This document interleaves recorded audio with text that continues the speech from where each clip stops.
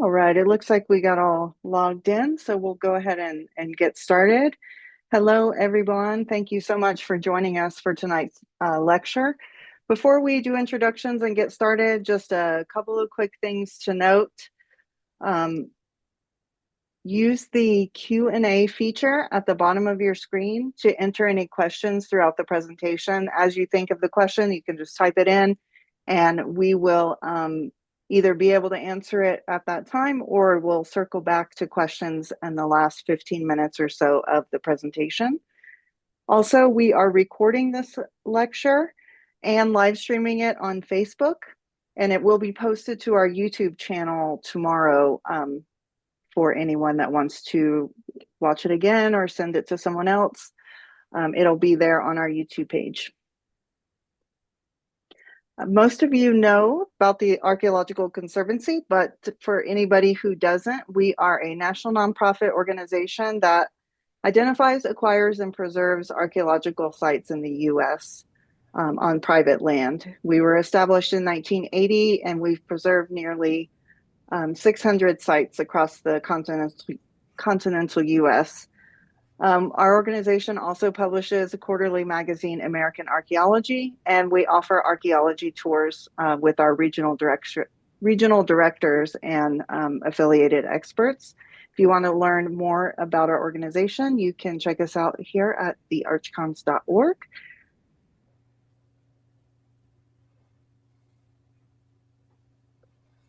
My name is Tracy Lowe. I am the editor of American Archaeology magazine, and I'm happy to be your host for tonight's lecture. And with us, we have our Western Regional Director, Lindsay Lafayette. Fort Nisqually's in her region, and she'll be able to answer questions throughout tonight's lecture or chime in on anything about the site from our side, from the Conservancy side. We also have the Conservancy's newest employee in a new position, Shannon Ellison. She's our Tour and Membership Development Coordinator, hired to help with manage and improve our tour program. And she'll just be here tonight to help us with background tech support. And lastly, finally, we are very pleased to welcome historian Steve Anderson. Thanks for being here, Steve, who will share the story of the Hudson Bay Company's expansion across North America and the history of Fort Nisqually, which was established in 1833 as the first European settlement on Puget Sound. Steve is the former director of both the Fort Nisqually Living History Museum in Point Defiance Park and the Renton History Museum.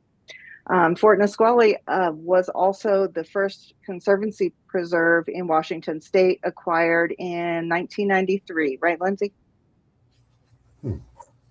So we will, with that, I'm going to go ahead and start our live stream, and then I will kick the presentation off for you, Steve. Welcome, okay, and thank you for sharing your time and expertise with us today. Give me one moment.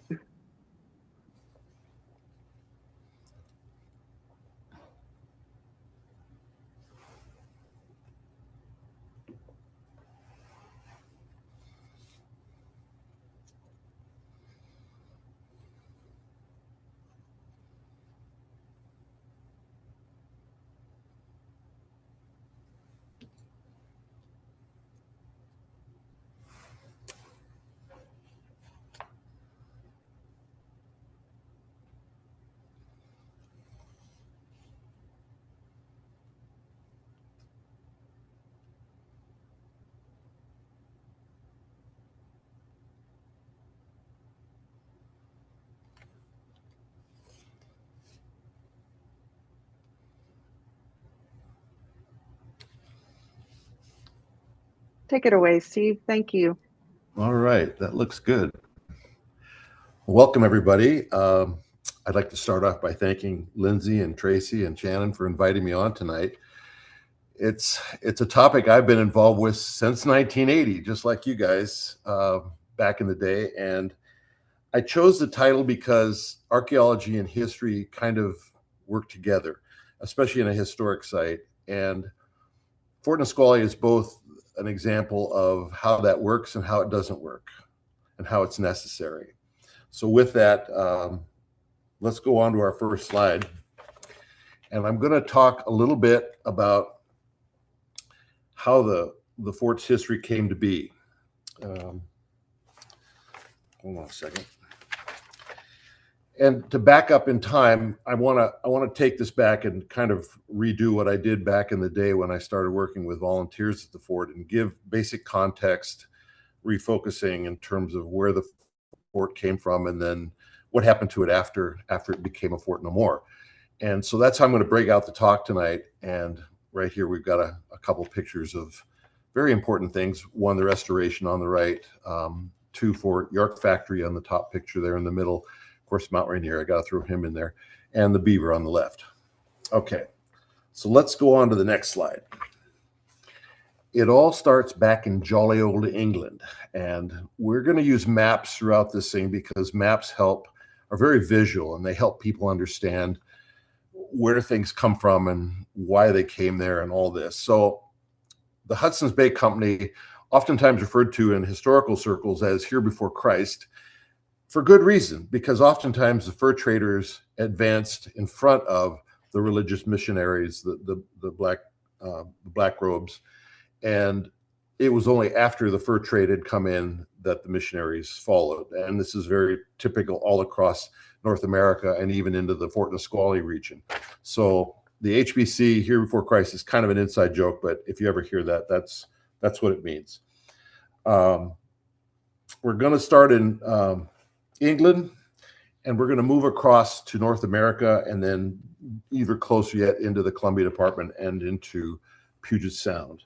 So let's go on to the next slide and take a look at that, Tracy. Okay, here. So the guy who allowed the Hudson's Bay Company to exist was this fellow on the right, King Charles II of England. And the reason he granted them a charter was because of men and women's fashions. Men, of course, had the fur hats, the top hats, and you can see the variety that were being used in the 17th, 18th, and 19th century. So they needed fur, and they pretty much had trapped out England and Europe. And so Charles decided to give this group, which he called the Governor and Company of Adventurers of England trading into Hudson's Bay, a monopolistic charter to go across to America or to the colonies at that point and to have at it. In other words, and what he told them, what part of the charter says, it grants them the sole trade and commerce of all commodities, including fish and all land and water that is adjacent to or flowed into Hudson's Bay. In essence, everything from the Rocky Mountains to the east. This was the entire watershed of the Rocky Mountain area. So it's a big amount of space. Go ahead. Oh, one more thing before you flip. Propellicutum. See the little thing at the bottom of the shield there means skin for a skin. Or if you were to turn that in English, it would mean I risk my skin for skins. Okay. Next slide. So they get over to Hudson's Bay, and right where that big dot is, I'm going to talk a little bit about that. That is York Factory, and that was the first major factory or fort that was built by the Hudson's Bay Company on Hudson's Bay. And from that, everything else sprang. So they were able to sail directly from England right to York Factory, drop off the goods. And with those goods, the traders, the Scots, the Englishmen, and eventually the French Canadians got into the works as well, would go out into the wilderness, find Indian tribes, North American First Peoples, and they would trade goods for the skins that the Indians would trap, or the Indians would bring them to the trading posts and trade at the trading posts for things that they could get. And there's been a lot of discussions about whether they were exploiting the Native Americans or whether the Native Americans were exploiting them. I think it was a crosswise situation there, but the things that they were importing in from Europe, the blankets, the guns, the knives, the beads, the clothing articles, the fabrics, those were all things that the Native Americans could not get themselves unless they were to travel all the way down to the colonies, the fledgling little colonies in the States. So the Hudson's Bay Company was it, and York Factory was the start. Go ahead, next slide. And as you can see, they expanded. They had a 109-year head start on every other fur trading company in the North America trade. And that's huge because these guys were just out there in the tribes, going up and down the rivers. The French Canadians, especially, were very good at traveling the rivers and going up right into the tribal villages, trading off their goods and getting things back to York Factory. And once, of course, they got all the furs together, they'd pack them into big bundles, load them onto ships, and take them to England. So everything was heading back to England to be processed into what you're seeing here, these fine beaver top hats. Not very much nicer than what I was wearing when I first started this, but this is a beaver felt top hat. And you've all heard the phrase, mad as a hatter. Well, they derived this fur by mixing it with mercury, and that, of course, got into the hatters' veins and made them quite crazy. But that's an aside that I usually shared with the volunteers there, because people hear that phrase in Alice in Wonderland all the time and they don't know what it means. Anyway, the company actually printed their own money, which non-natives or natives could use to trade. They also had little medallions that they would give them for a pelt. So the company had things going fairly well. And you'll see on the left there, I haven't mentioned it, but that big red thing with the black stripe through it is one of the blankets. Matter of fact, I've got one on my bed upstairs right now. So the trade blankets were especially prized because they could be turned into clothing as well. And that's a 4-pointer. So that took 4 beaver pelts to get. Okay, let's go on to the next slide. Well, something happened in 1780. And as you can see there, we've got a lot of explosions happening down the map, down the line. And what happened was, in Montreal, a group of tight-fisted Scotsmen decided that they were going to counter the Hudson's Bay Company's success by creating the Northwest Company. And so what happened there was really a problem, because they got into these, it wasn't just trade wars, it was literally fighting. There was violence, there was bloodshed, and a bewildering flood of seizures, warrants, arrests, and court actions that brought about the Northwest Company and the Hudson's Bay Company looking at each other and going, what are we doing here? Those Americans down there from St. Louis going out, they're cleaning house. Why don't we go after them? So in 1821, and this is about, I don't know, 6-7 years after the Treaty of 1818, which pretty much said the Northwest, Pacific Northwest is divided between Britain and America. Whoever gets there first and populates it, go for it. So in 1821, the Northwest Company and the Hudson's Bay Company buried the hatchet, literally, and said, we're going to join. We're going to join each other. We're going to make this happening. And that's what they did. They blended the two organizations together. They kept the Hudson's Bay Company name, but they incorporated a lot of the different methods that the Montrealians were doing to get the furs. So Hudson's Bay was pretty staid and, pretty, for instance, Hudson's Bay Company did not trade in liquor at all. At least that's what I've been told. The Northwest Company people had no problem with that. So that was one of the policies that came along. Go ahead, next slide. Well, with the amalgamation of 1821, you had an interesting mixture of people show up.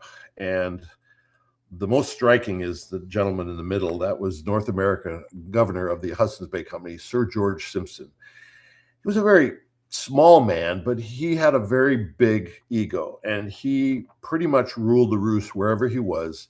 It was his rodeo, and that was going to be it. And he ruled the entire North American operation of the Hudson's Bay Company. Okay, so you got that lion in that corner. Down below him here is Chief Factor John McLaughlin, who came from the Northwest Company. So now you've got a Hudson's Bay Company guy running North America, and you've got this Northwest Company, former Northwest Company guy down here, John McLaughlin. Well, he's about 6'2". I think Simpson wrote at one point that you wouldn't want to meet him in a dark alley. There's some, and he had ego issues as well. He pretty much liked to rule the roost where he was. I'm not sure if he was put out to the Pacific Northwest on purpose, or if that's just where they landed him because they needed a good person out there. But He was known to do well. He was a medical doctor. He had some medical training. So with the Northwest Company and the Hudson's Bay Company merged, now they could really go after what they referred to as the opposition. And this is a term you see used in many of their writings of the period. The opposition are the Americans, the traders in the Rocky Mountains moving west. And of course, we know that the Pacific Northwest or the Pacific Fur Company had already made it to Astoria and established their place in 1811. So they were already there. And the Northwest Company had made it to the coast after that. So with the combination of the two sites together, they gelled and said, okay, we got to take care of these Americans and do something about them. The War of 1812 kind of expelled the Americans from Fort Astoria, which was turned into Fort George, which name changes of these forts happen sometimes. But they needed to consolidate their operations in the region. So let's move on to the next slide. And we're going to now talk about the Columbia Department. Go back to one more. So the Columbia Department was a region defined by boundaries of sorts. And the Hudson's Bay Company had set up, the new Hudson's Bay Company had set up about 4 of these departments across North America. The Columbia Department was where we are going to focus our attentions. And go ahead, the next slide, Tracy. There you go. It was 700,000 square miles. Lindsay, how would you like to have that to take care of? All the little dots you see there, the circled dots, are the posts, the sites, the trading posts of the Hudson's Bay Company. And this is where we get into a real personality problem between McLaughlin and Simpson, because McLaughlin had a preference for land-based trading posts. He liked having people on the ground. He liked having a place where Native Americans could come, trade their furs. It's a building, it's there, da-da-da. So you can see they had quite a few of them, and the building processes for all these forts was fairly standard. I found out later that they pretty much had a method of putting these things together. So to put a fort together, you just get all the guys that put the last one together and you ship them up there and they do another one. The idea of having a few boats around was good. He said, yeah, we need boats to transport goods and to pick up the furs and to bring them back to Fort Vancouver and to do all this. And that was his base. You don't see it here. Well, actually you do. It's the bottommost circle. That's where Fort Vancouver was. And it was located, actually it's the one right above that. It was located where present day Vancouver, Washington is. And that was McLaughlin's home base. He liked the trading posts. Let's go to the next slide.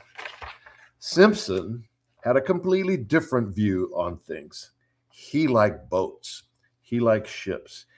His preference was, boy, if we put enough ships out there, they could be bouncing in and out of that coastline, picking up furs and doing all this stuff, and keeping eyes on those American traders who they referred to as petty peddlers.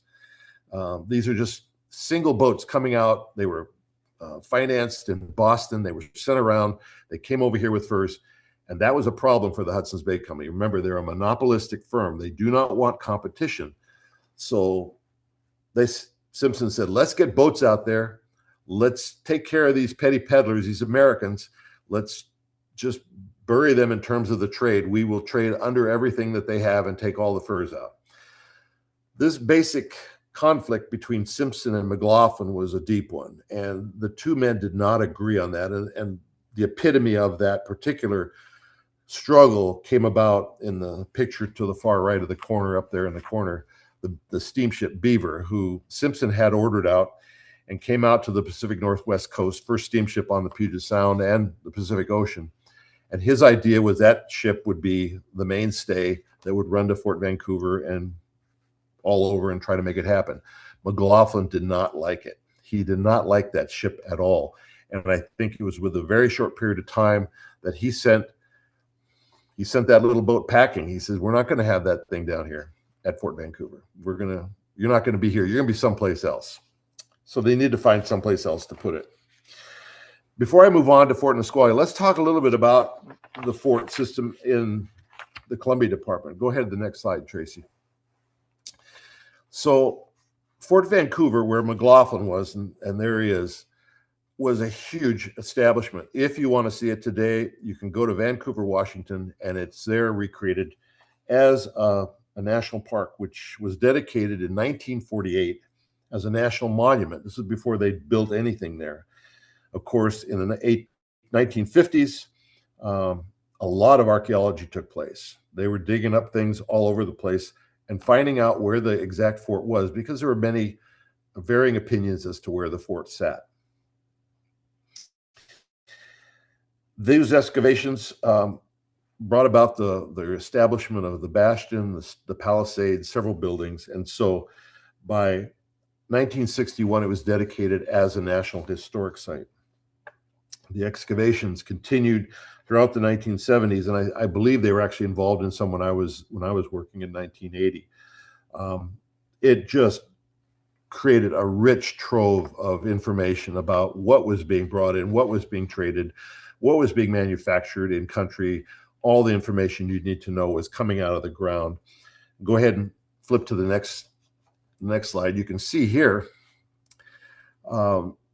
some of the guys digging and the bastion that was recreated on the far corner, which it's interesting to note in the historical records, they created that bastion more to defend the site against Americans than they did against the Indians, which is something we'll get into later. But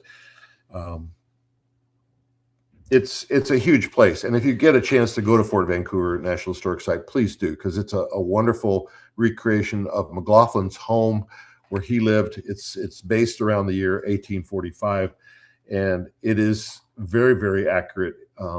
It is one of the sites that a lot of us used to find out what they were shipping into the region. All right, so let's go on to the next slide.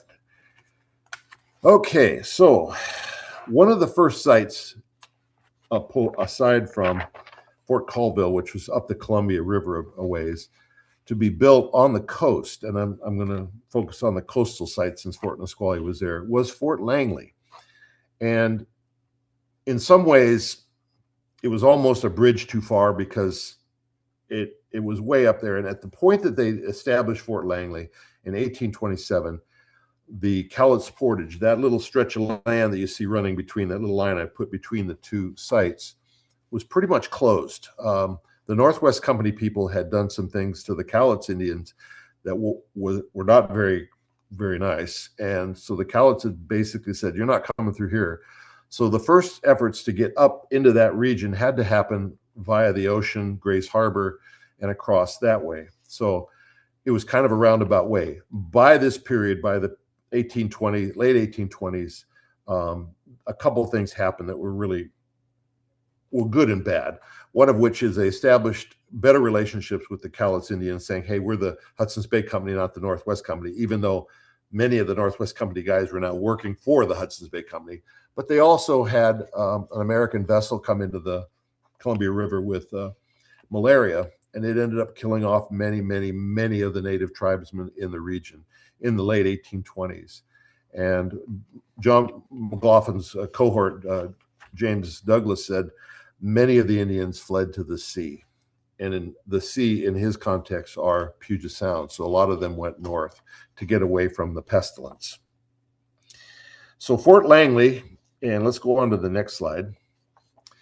Fort Langley had pretty much the same things that Fort Vancouver did in terms of archaeology. They had the ceramics, they had the metalwork, they had all these things. It was declared a National Historic Site in 1923 with additional buildings in the 1930s and ongoing archaeology to recreate some of the sites. They did have one building, I think, or one or two buildings that were original to the site.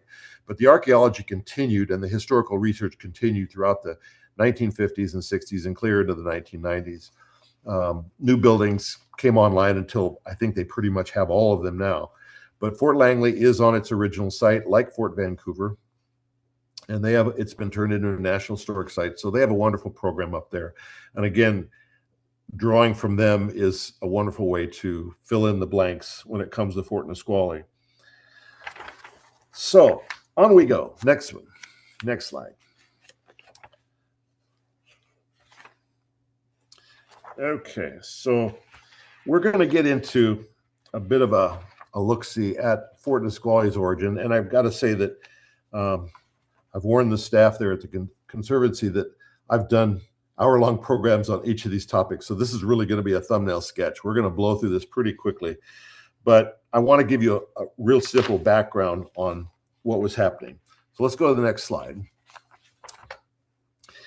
At the time that Fort Langley was created in 1827, a district was created. Now, that's a smaller section of the Columbia Department as a whole, and you're looking at it. This is the Langley District, which pretty much was straight to Juanafuca all the way up through the Inland Cut, down into Puget Sound, clear down to Budd Inlet and where Olympia is today.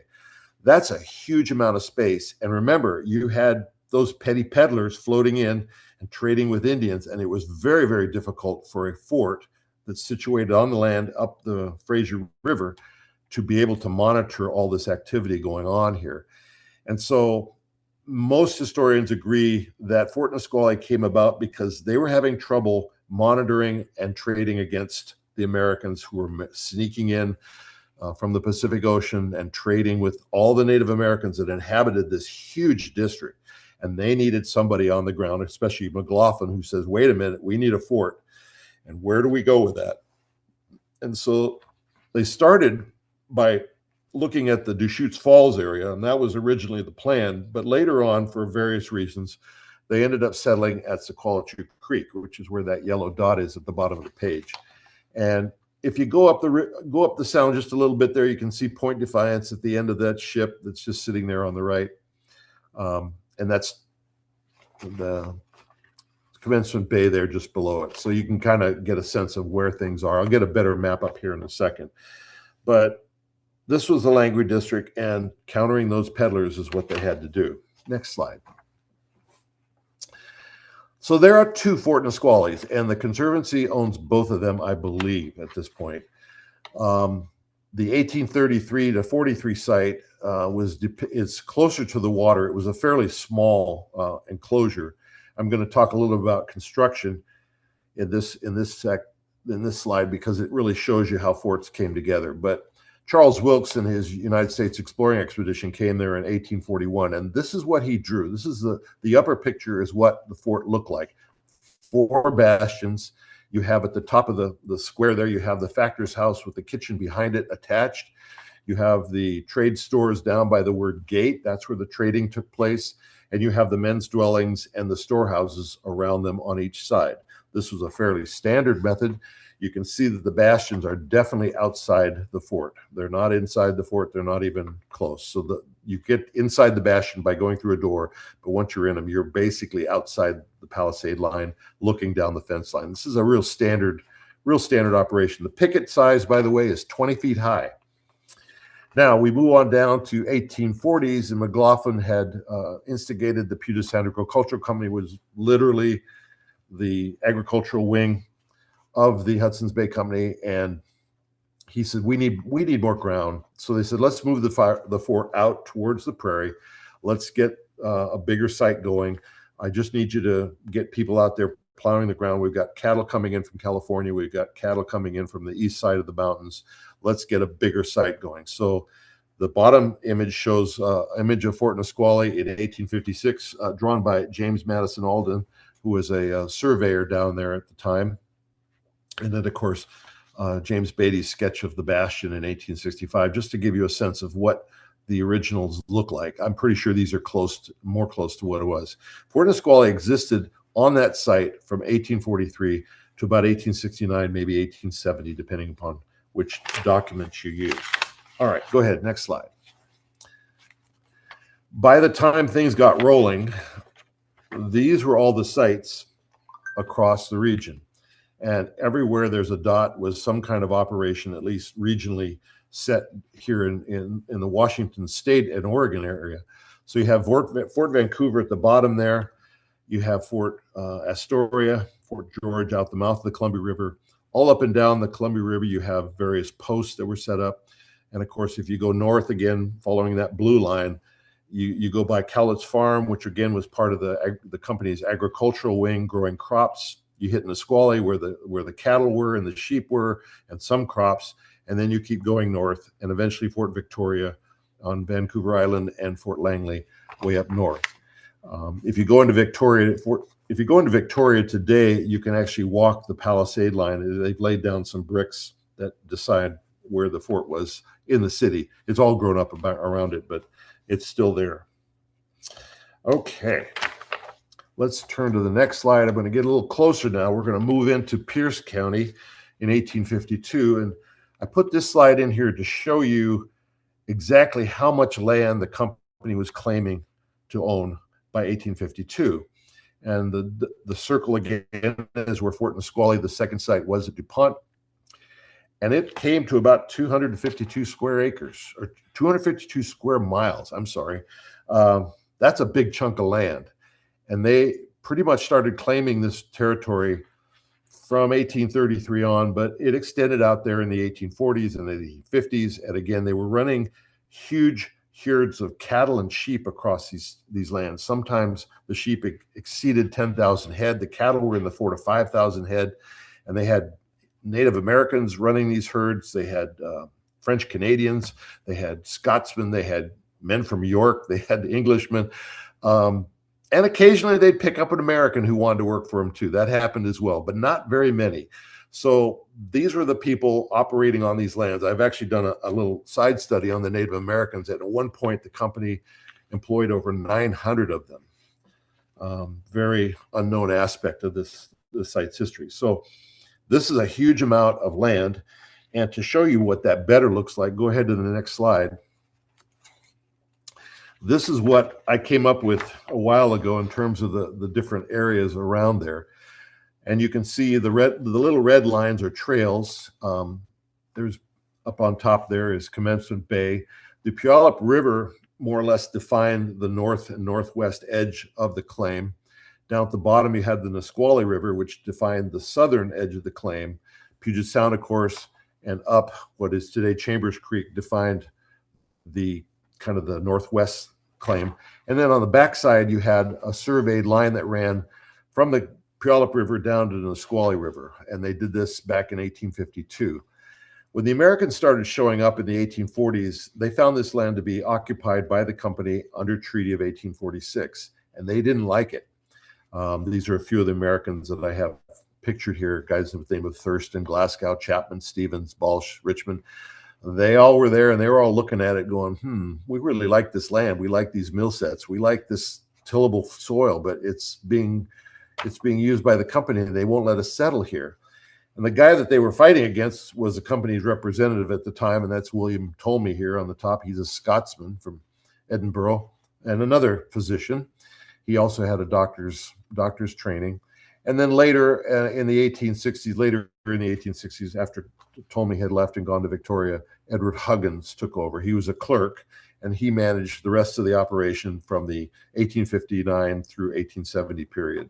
So you have these two main men who were the enemies, I use that term rightfully, of the Americans, and there were quite a few more than just the six. There were quite a few people coming in and not liking the Hudson's Bay Company. Next slide. So we're going to talk about the ranch years with, that's when Huggins stayed there. And he decided, instead of going to the north with his growing family, and he had married mixed blood Métis woman of high descent within the company's ranks, he was not going to leave. So he decided, I'm going to stay, I'm going to become an American citizen, and I'm going to homestead this fort site. And that's what he did. And Huggins, go ahead and turn to the next slide. Huggins was, there's the fort. That's what it looked like in 1872. And we know that because Edmund Coleman, who climbed Mount Rainier, who tried to climb Mount Rainier and froze his feet off practically, recuperated at the fort in 1872 and drew this picture for us. So now you see how the fort looked as what was referred to at the time as the Huggins Ranch. They call these the ranch years. Huggins was an interesting person, fairly educated, but he saw all these people around him writing histories of the Pacific Northwest, and he wanted to do that too. He wanted to write that history, and it was one of those things that he just had to write, and he wrote and he wrote and he wrote, and no one would publish what he wrote. So he wrote letters to people, and it's a huge volume of material that we now can use and utilize. So I thank Edward for his efforts. It didn't get him what he wanted, but it got him close because he's remembered because of his writings. Next slide. So he passed away, I think it was in 1905, 1906, and the family sold the whole Huggins farm to the DuPont Powder Works, which owned the property from 1907 to 1975. And their purpose in using it was primarily to make things that blow up. And so at one point, they ended up owning over 3,200 square acres. Go ahead, keep the site on there, Trace. That's fine.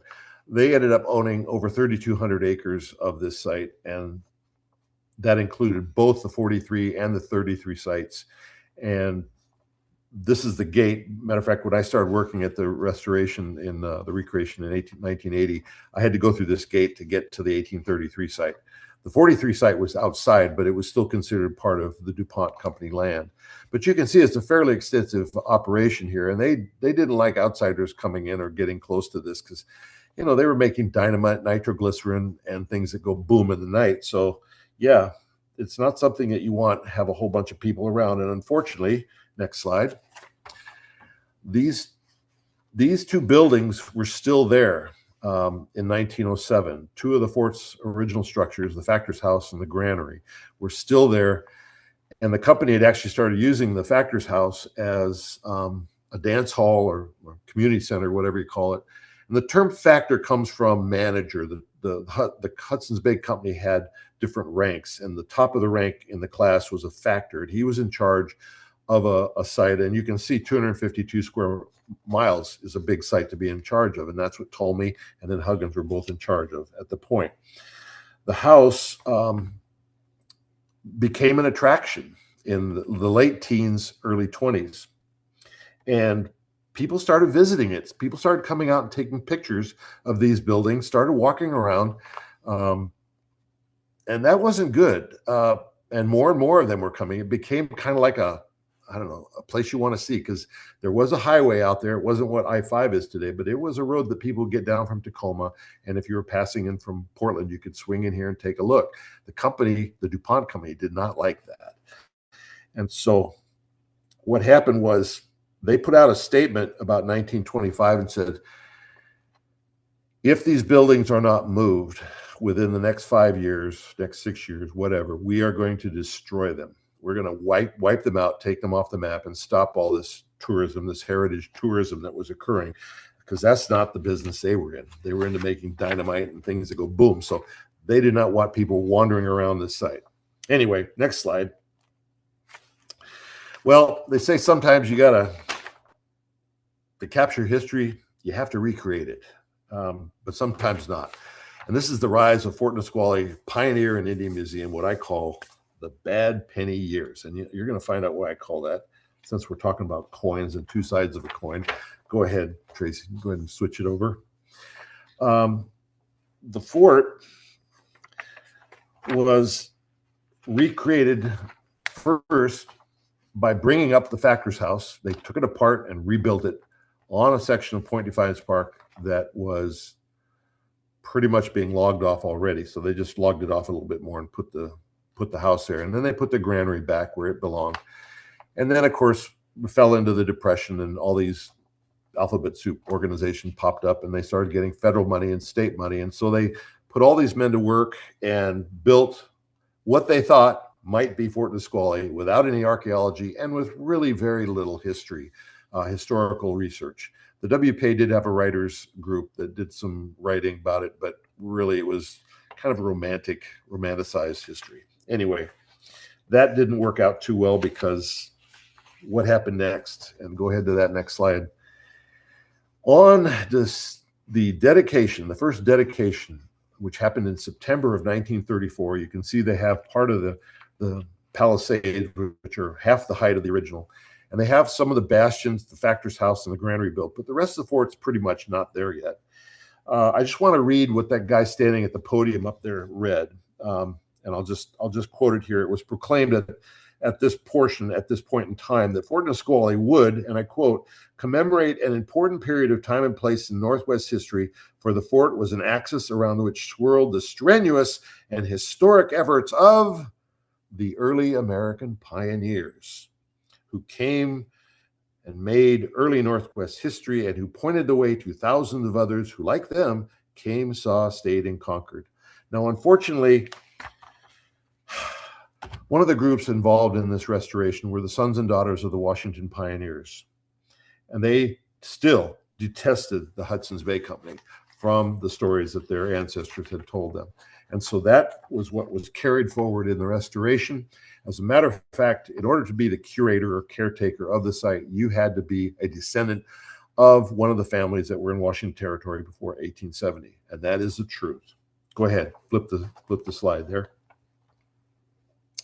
The exhibits were, I don't know, whatever they wanted to put in it. The collection, when I got there, was about 500 objects, and maybe 10 of them were relevant to the Hudson's Bay Company. Matter of fact, the only really sign that said Hudson's Bay Company was right above the door that just had a sign that said Hudson's Bay Company. There was no explanation. The artifacts you see in the bottom left corner were at the State Historical Society and part of the excavation that happened. It wasn't really an excavation. I think they found these things under the buildings when they tore them down.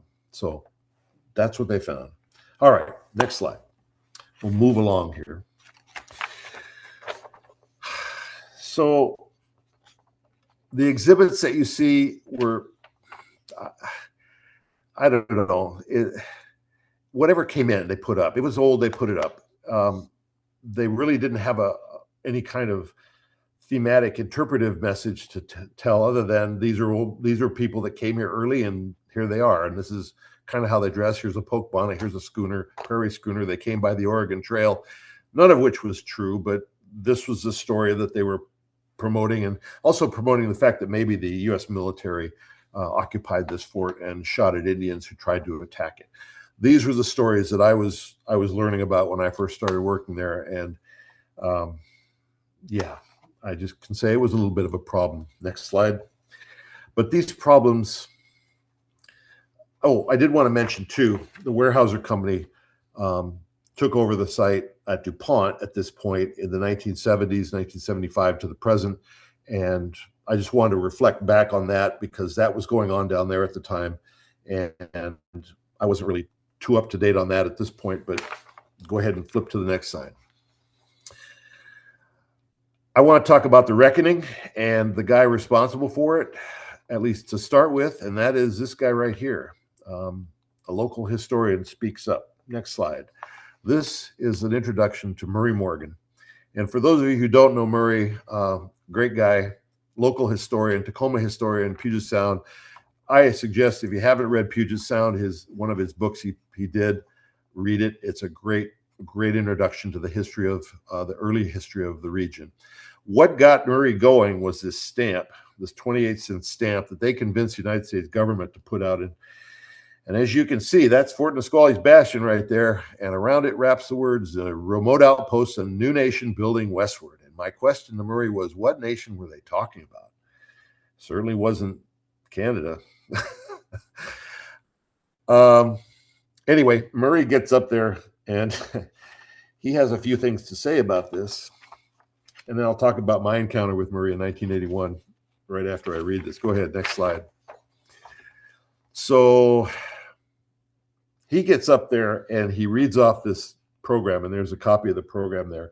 And I'm going to read it because you got to listen to this. He said, Nisqually has always represented communication and intercourse among peoples of all races. In 1792, Lieutenant Peter Puget remarked on the friendliness and generosity of the native people who greeted his small party. In 1833, Nisqually House was established as a way station of the Hudson's Bay Company and as a source of food for its fur brigades and trading posts in the interior. It was never garrisoned by troops. Its cannons were never fired in anger. The log bastion on this new stamp represents a place of peace, refuge, and commerce. And I assume that he was trying to set the record straight from the kind of messed up history that was being taught there at the time. But I guarantee you that very few people in the audience understood that he was giving him a tongue lashing at this point. All right, next slide. We're going to talk a little bit now about the Fort Nisqually Living History Museum, and I'm just going to refer to the eruption. I started there in May of 1980. 2 weeks later, Mount St. Helens blew up. It should have been a warning to me. I really didn't know what I was getting into at the time. I was pretty new to the field, but I was stepping into something that needed some work, and there you go. That's good. I spent the first year and a half just kind of looking at things, trying to figure out what was going on, and it was very confusing. I went to talk to Murray Morgan, and sitting in his office with him one day, I asked him, I said, well, why don't you bring your Pacific Northwest history class down to the fort and I'll give you a tour? And he looked at me only as Murray could look at me, and he says, well, I'm sorry, Steve, but you don't teach the history that I teach. And it was a mic drop moment. It was just like, oh my gosh, the premier Northwest historian says we're not doing what we need to be doing at the fort. So I had to dig in and figure out what was going on with this place. And I did it by visiting both Fort Vancouver and Fort Langley. They had very generous staffs. I started looking around to figure out where the records were. And surprisingly, most of them are down in Southern California at the Huntington Library, or they're in Winnipeg, Manitoba, or they're in the Stark Museum in Texas, or they're in the Oregon Historical Society, the University of Washington, the Tacoma Public Library, the Washington State Historical Society, and more. They weren't there, and nobody had ever gone out and looked for them. And that was a problem. But the beauty of it is, it's a beauty and a curse, actually. There's so much records out there on the Hudson's Bay Company that it was just me. But after a while, I started gaining some traction and some people started helping me. And even by 1988, PLU got together and actually did the first archaeological dig of the Fort Nisqually 1843 site, largely to answer a question, where were the bastions located in the fence line? And as you can see, they found on the bottom right corner there, that's the post, the 8 to 10 inch posts that were used for an upright. And we found a privy and some great things there, and PLU helped us kind of figure out where one gate was, the back gate going into the field. And in 1986, they cut me free for about 6 months to write up a document, which I guess is my claim to fame. It's my form of a master's thesis, and it described the buildings and how they came together. Next slide. Go ahead. So in my time in the 1980s, I was able to affect the change of four things. We had the granary rebuilt, and Spanish brown red paint and white applied to it for the first time in 40 years. We rebuilt the blacksmith shop, which is actually a storehouse. It's store number 2, but we kept it as a blacksmith shop for now. We moved on the far right corner there, we moved the Nisqually house over to the fence line, thinking that Nisqually house would be built sometime later down the road. And we opened up the gate there. Right above that is the opening of a new gate out into the north section. When my successor, Melissa McGinnis, came along, she was able to get money together for all the blue buildings. So she put the bastions outside the stockade, recreated the factor's house, built brand new, the men's dwelling house up above there at the top, and then the main store at the bottom. These were all buildings that were done in the 1940s, and they were all done in post and sill. The only two buildings that were done in the American style were the factor's house, the one in the far right corner, and down below there, I think it's building number 19, was the new office, which was also built in what they called the balloon frame style. These are the only two buildings in the entire fort that were built that way. The rest were done in the French-Canadian style. And again, it's a pretty standard operation, how they put together. Jim Lauderdale, the current director, is also pursuing some of the buildings, and I put some of the orange buildings in there to show you. Those are the ones he's focusing on, as well as the new office. So there are advancements being made. Okay, next slide. Today, the Fort Nisqually restoration is moving forward. They've done some wonderful things there since I've left. They've advanced the mission of the Hudson's Bay Company interpretive message. They've done exhibits. They've brought in more collections. Like I said, we started with about 500 objects. I talked to the curator a while ago, and she said there are over 4,500 now, and all of them are relevant to the site's history. You can see they're fleshing out their exhibits and their living history exhibits. There's the blanket there on the counter. You can see that.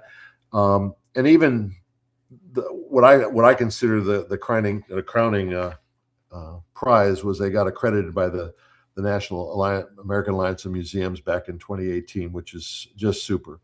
And they're doing a great job there. Next slide. I appreciate the history of Fort Nisqually. I grew up very close to that area, and I've continued working on it. I hope at some point to write a new history of the fort. I have a couple other things I'm working on right now, but I have produced two books.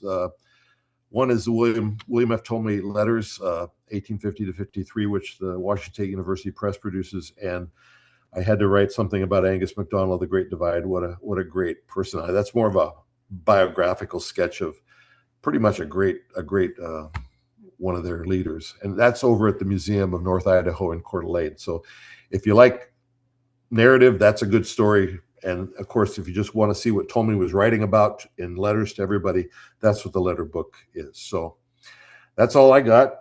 I hope it's on time. Yes, we still have a few minutes for questions. So if anyone has any questions, go ahead and put them in your Q&A feature at the bottom of your screen. So if it doesn't show up there in your immediate tools, if you hit more, it should show up over there, the Q&A. In the meantime, we'll wait for a question to come through. I had a question for you, Sure. which you mentioned the restoration over time was a mix of historical research and excavation. And you mentioned all the artifacts that were found, but only a few relating to the Hudson's Bay Company. So which kinds of material evidence were the most useful in the reconstruction, and what knowledge gaps are still there? Well, the company was exhaustive when it comes to keeping records. And so you can look in, for instance, I'll give you a for instance off the shop. In the trade shop, there was a book called the Blotter. And so if Tracy was a Native American, even a woman, could come into the shop, maybe you were a moccasin maker, or you did basket weaving or something of that nature. You could come to the shop, and the clerk who was staying there would say, well, what do you want? And what do you got? What do you want? And so this trade jargon, this Chinook trade jargon would occur, and they would say, well, I have this. I would like a blanket. I would like so much yard goods, such and such. And they would barter back and forth until they reached it. All of this was recorded. 5 pairs of moccasins, 2 baskets brought in by Tracy Lowe, who is a Nisqually Cowlitz. I think the multicultural, the interchange between the Native Americans and the Scottish and the English traders has never really been looked at. I mean, in terms of a academic viewpoint, I've assembled a book of 900 some names of these people, and they're all over the map. We have people as far north as the Skokomish and the Skykomish Indians, way up there. Down south, they're coming from as far away as the Nez Perce, and from the east side of the mountains, the Klickitats. And they're all being noted that, well, what tribe are you from? I'm a Klickitat, I'm a Yakima, I'm a Nez Perce. So these interchanges that are occurring, and I was looking at one of the Paul Cade sketches. He came through there in 1848, and I noticed there was a teepee behind one of the buildings. And I went, I'd never seen that before, but there's a teepee, which is the east side form of lodging. You didn't have that on the west side of the mountains, too much rain, but on the east side they did. And so here's a teepee. Initially, when I started work there, it was real easy to just go out and find stuff because they didn't have any trade guns, they didn't have any traps, they didn't have any blankets, they didn't have any other materials that are listed as just common. And again, going down to Fort Vancouver or up to Fort Langley, they could show me what was being traded. They could say these were the items there. In terms of the buildings themselves, the study that I did, and I shared it with Lindsay this summer, it was a progression. They didn't, when I got there, the biggest question I was asked by the public that was pouring through the gates was, is this the way it looked? Is this how the fort looked when it was first down at DuPont? And I couldn't answer that question. not until I got into it and figured out the succession of how the buildings were put together, where they were, and this kind of uniform method by which the company approached the fort design. So you always had the factor's house facing the trade shop. You always had the kitchen behind the factor's house. You always had the men's dwellings to the right. You had the stores to the left. With Fort Nisqually's situation, they actually built it so that the prevailing southwesterlies would blow chimney smoke away from the fort. And this was also another feature that took time to figure out, but because the Point Defiance site has been turned once, it's been turned on its axis once, it's no longer in its original configuration. You have to kind of put it in your mind that the bastion was over here, not over there. And notice that all the buildings that had chimneys are blowing to the northeast, which means all the smoke and cinders would not land on cedar shakes, which is a big concern. I mean, so these are all the factors we figured out. A lot of it was just, what are the other guys doing? Because we didn't have the archaeological record at all, really, to work from. And the other question, of course, that I get asked a lot when I'm doing talks on this subject is, well, when's the fort coming back to DuPont? And and it's like I say, you guys, you got to understand that, Fort Vancouver has been at this since the 1950s. Fort Langley's been at it since the 1920s. They've done numerous excavations and archaeological research. Fort Nisqually at DuPont has had a couple of summer digs by PLU, not much. And then there's the issue that, as Lindsay and I talked about, that big sewer pipe that ran right through the middle of the site back in the 30s or 40s, whenever that happened. So there is some disruption there, but the site, I'd say, is fairly still in the ground if we're to look for it. But the revelations we got, of course, was where the bastions were outside the stockade, and then finding that wood gate was really important for us at the restoration, so we could exit the fort another way. We didn't have to go into the parking lot. We could go into an area that activities could be taking place. So if anything, there's too much information to deal with. Yeah, that's a bit of a lengthy answer. I'm sure you could go on for a while about that. We got a few other questions. I know it's 6 o'clock, so if everyone needs to hop off, but I think we can take one more. And this is one that I had thought of too. Michelle asks, how much interaction was there between Fort Nisqually and Fort Vancouver and Fort Langley, and what kind? Do we know that? It was intense. The Cowlitz Portage was constantly being traveled by equipment, people, transfers. The standard men's contract was 5 years. The gentleman's class, the literate class, they were on for longer, but they traded employees. Workers came and went. The Native Americans came and went. There was actually a transport system of mail that ran between all these places. Of course, the waterborne transportation up to Victoria and Fort Langley was quicker than the over the trail, but they had a method figured out. So there was intense communication between these two sites. And again, to go to Winnipeg and to dive into the records that they have, I have yet to do that. I had a guy do some work for me, but there's a huge amount of overlap, and just the individuals that were working there with the Northwest Company, then the Hudson Bay Company. I had one guy, Jean-Baptiste Ouvry, who was there with the Astorians in 1811, and he stayed at Fort Nisqually all the way through the 1840s. So you have people that have long lives there, and there were whole communities of descendants of these people who nobody knew about prior to 1980. It was like they just didn't exist. So there's been a lot of discovery over the last 40, 50 years in terms of what was going on there. And I'm sure there's still more to go. I wish more academics would pick it up and start doing some books on it, because I'm kind of getting old. I need some help out there. So start writing some master's thesis, doctorate thesis on this topic and get it going. It's great nearby history. That's what I like about it. So. Well, Pam, one more question. Pam is asking, do you have a sense or impression if the Native Americans benefited from the relationship with the Hudson's Bay Company and the various trading that was going on, emotional, financial, cultural, and if that relationship you mentioned that it was mutually beneficial, but I guess can you speak a little bit more about how that was documented and interpreted today? Yes, absolutely.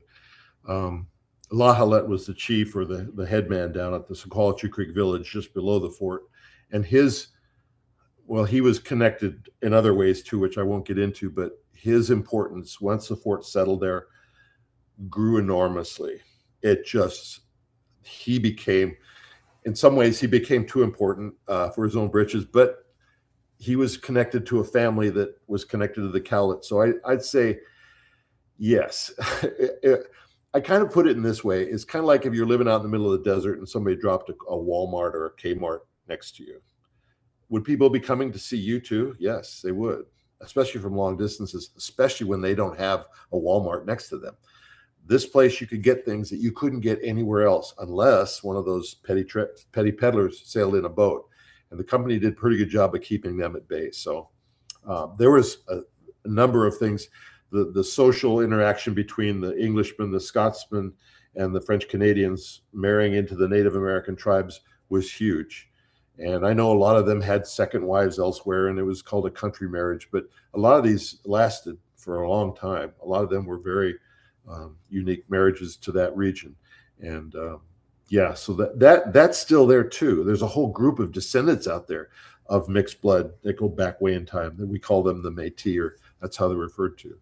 So yeah, it was huge having Fort Nisqually show up at your doorstep. Let me just say that in all those ways that you talked about.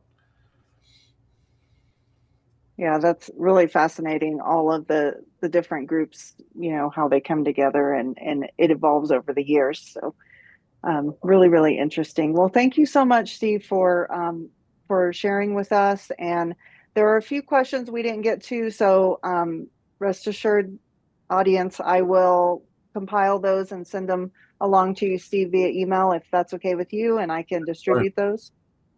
That's And fine. yeah, thank you so much. I hope everybody has a great evening. And until next time, we'll have another Yeah. virtual lecture in May, and we'll be posting that on our website really soon. All right. Thank you Thank you. very much, Steve. Yep. Thank you. Good night, all. Good night.